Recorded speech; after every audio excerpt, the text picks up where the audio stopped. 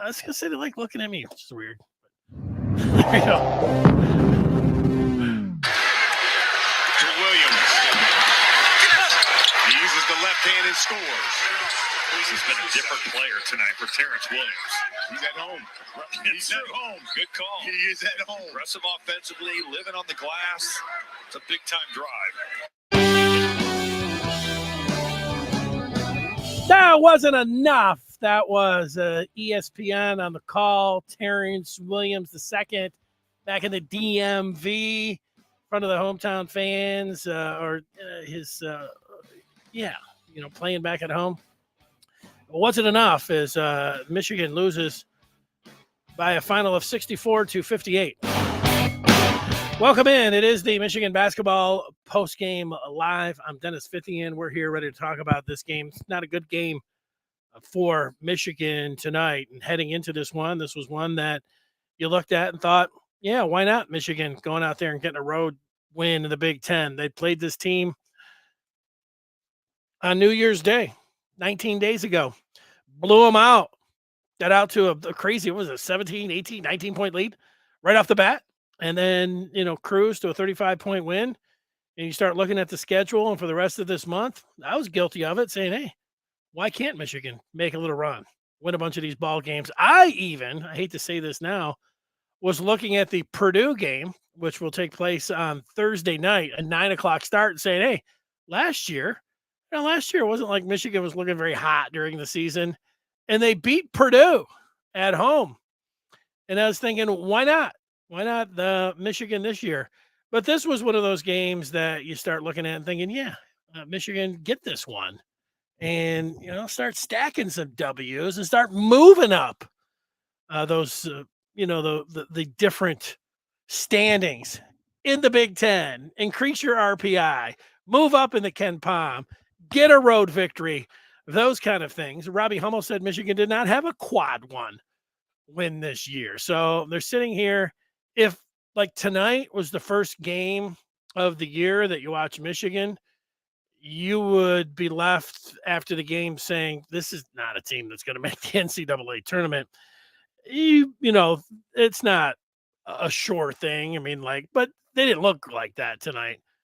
They got a lot of games left, sort of. Depending on how you want to look at it, but and winning on the road, you got to win your home games, that's for sure. And but let's go through this one a little bit, and I'll give you my thoughts. I took some notes during the game, and Michigan loses it 64-58, so they fall to 10-8 on the season and 4-3 in the conference. Maryland improves to 12-6 and 3-4.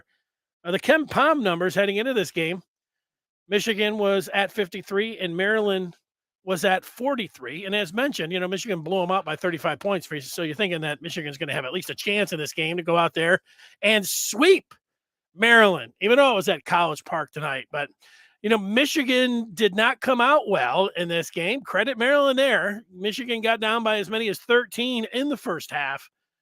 But then you had Jet Howard and Hunter Dickinson kind of going off from downtown late in the first half. They combined to go 5 of 9 from 3 as a duo. And then here you are watching Michigan in the first half and not really liking what you saw defensively, offensively. But, that's what the three-pointer can do for you.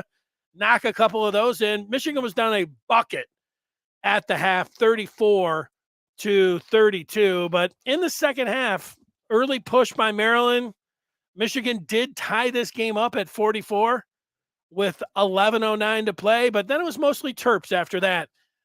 And, Michigan, they had a hard time scoring in the last 10 minutes of this game. And the defense really all game long, they struggled to guard their man. Like whoever it was would drive to the bucket and there wasn't help. If the Terps put them in a pick and roll, they had difficulty defending that. So, those are the kind of things that you don't like. If you're a Michigan fan, sure, you can lose the game and you can go cold but that when you're not playing defense or you look like you're having a hard time fighting through the pick and rolls or, allowing layups. That's going to be one of those things that people are going to say, look, where's the effort? Where's the coaching? And, this is one of those games. I don't really like saying that, but this is one of those games where you watch and you say, well, where was the effort? And where was the coaching? It is something that you say. I mean, it's that kind of game. And so that part is disappointing. You look at the numbers in this one, and let's see if we can detect anything by looking at the numbers.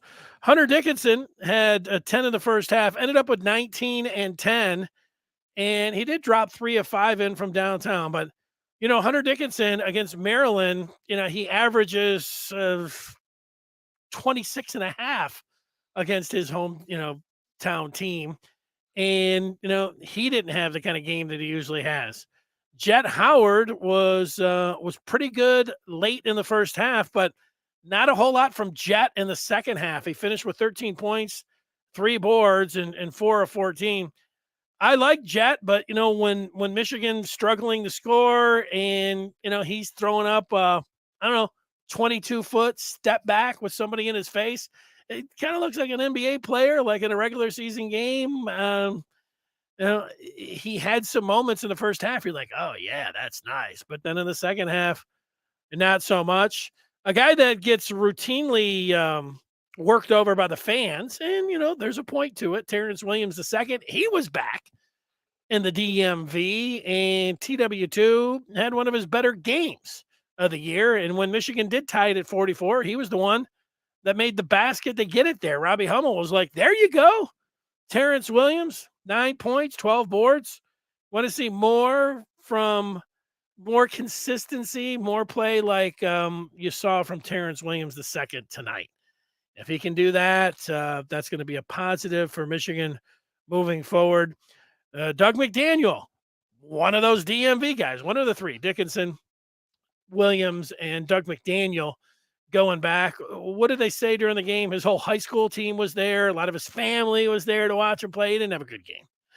2 of 10 from the floor, 4 points, and he looked like a freshman. He is a freshman, and he looked like one tonight. This is the surprise of the game. Kobe Buffkin. Kobe Buffkin is somebody that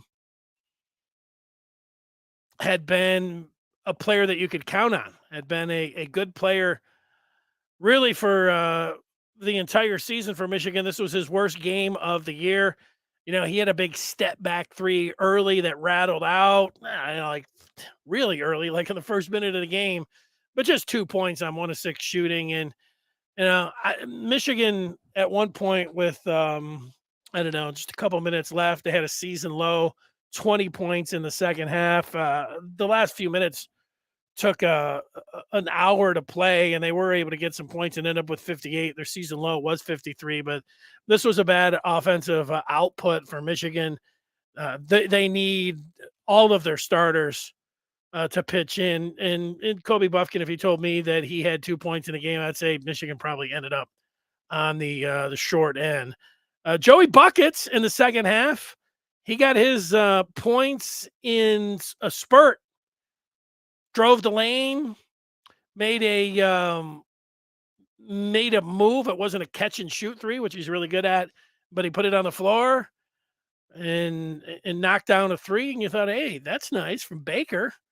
But that was just a little bit. Terrace Reed Jr., the big hoss, had an outstanding dunk that would look good in an NBA game. He tore down the entire backboard. And then he had another nice move in the second half where he faced up, 4 points, 3 boards. But if you did not know this heading into the game, it's one of those things that jumped out at you. Reed Jr. is shooting under 30% from the charity stripe, and he was 0 for tonight, 0 for 4. And on his last attempt, he missed, he threw up a really bad air. It wasn't just an air ball. It was a really bad air ball. That's, the other teams watch, when they scout Michigan and see him on the line, and he's closer to 20% than he is from 30%. You're going to get into a hack-a-shack situations with Reed Jr. out there when you shoot that poorly. And so that's going to be something that's not good.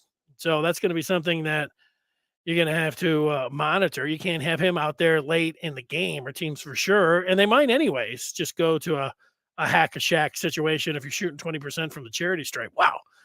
And that was it. Cheddar, the fan favorite. People want to see more of Will. They didn't get much of Will tonight. He was diving around, got a bucket in the first half, and then that was it. Barnes got in there. He didn't do much either. So that's the long and short of it tonight for Michigan. Not a very good game for them, and that's where it is at right now. Let's check the upcoming schedule for the Wolverines. That is brought to you by the Maize and Blue Reviews. Good afternoon, Michigan football and basketball. That is 1 o'clock weekdays right here on this feed that you're watching, that you're listening to right now on the Maize and Blue Review. And so we'll be with you at 1 o'clock tomorrow. A lot of Harbaugh talk, as you might expect. Harbaugh thumbing his nose, and Michigan fans getting behind him and saying, yeah, screw the NCAA. That was the prevailing thought of the Michigan fans today when that story came out. But let's look at that upcoming schedule. Michigan will be at it again coming up on noon on Sunday. They'll play Minnesota. I'll say it. Michigan's just going to win this game. Minnesota is a really bad team. They're one of the worst teams in the country. So Michigan should be able to get this W coming up on Sunday. If you're somebody that's wanting to watch the NFL football games, this doesn't interfere at all. So that's good for you. So you get a little triple header coming up on Sunday with Michigan and Minnesota. That Purdue game that I mentioned, the Big Bad Boilers, will roll into town coming up on Thursday. That is a week from today, January the 26th. And then Michigan will be back at it again. Speaking of those football games, it'll be championship weekend or championship Sunday in the AFC and NFC. And Michigan will be out in Happy Valley taking on Penn State. That'll fit in pretty nicely if you're wanting to watch all of that. It can be close. Game starts at noon. Football games kick off a little bit after 2. It's almost going to be, I think, perfect. Game will go and it'll be over. You flip over and they'll be kicking off the football game. So you got that. I think it'll work out perfectly for you. But that's it tonight.